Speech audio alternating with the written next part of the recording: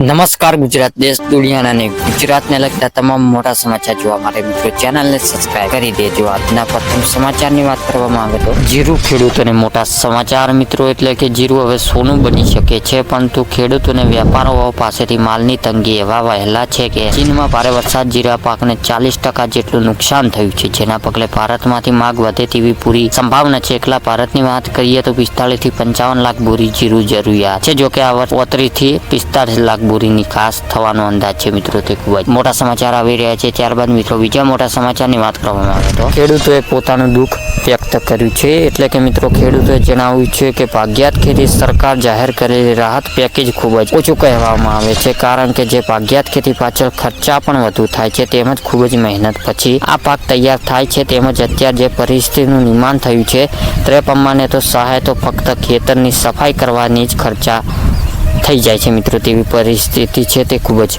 મોટા સમાચાર આવી રહ્યા છે। ત્યારબાદ મિત્રો બીજા મોટા સમાચારની વાત કરવામાં આવે તો પેટ્રોલ અને ડીઝલના ભાવ ઘટી શકે છે, એટલે કે મિત્રો મોદી 3.0 ની રચના થતા જે પેટ્રોલ મંત્રી હરદીપસિંહ પુરીએ એક મોટી જાહેરાત કરી છે। તેમનું કહેવું છે કે આ વખત સરકાર પેટ્રોલ અને ડીઝલ અને નેચરલ ગેસ જેવા ઉત્પાદન જીએસટી ના દાયરામાં લાવવાની તમામ પ્રયાસો કરે છે। જો કે પેટ્રોલ અને ડીઝલના જીએસટીમાં આવે છે તો ગ્રાહકોને મોટો ફાયદો થઈ જશે। જો કે સરકાર આ મામલે કેવો રિસ્પોન્સ આપે છે જે પણ અગત્યનું છે મિત્રો। તે ખૂબ જ મોટા સમાચાર આવી રહ્યા છે। ત્યારબાદ મિત્રો બીજા મોટા સમાચારની વાત કરવામાં આવે તો શું જૂના આધાર કાર્ડ રદ થઈ જશે? સોશિયલ મીડિયા પર દાવો થઈ રહ્યો છે કે આધાર કાર્ડ 10 વર્ષ પછી અપડેટ નહીં થાય, 14 જૂન પછી રદ થઈ જશે। આના પર આધાર બનાવી સસ્તા યુઆઈડીએ કહ્યું છે કે 14 જૂન માત્ર આધાર કાર્ડ ફ્રી અપડેટ કરવાની છેલ્લી તારીખ છે, અને આ પછી જૂન આધાર કાર્ડ નકામું નહીં થાય, પરંતુ આ તારીખ પછી મફત આધાર કાર્ડ અપડેટ નહીં થાય મિત્રો। આવામાં ઓનલાઈન અથવા નજીકના આધાર કેન્દ્ર જઈને આધાર કાર્ડ અપડેટ કરાવી દો મિત્રો। તે ખૂબ જ મોટા સમાચાર આવી રહ્યા છે। ત્યારબાદ મિત્રો બીજા મોટા સમાચારની વાત કરવામાં આવે ખેડૂતોને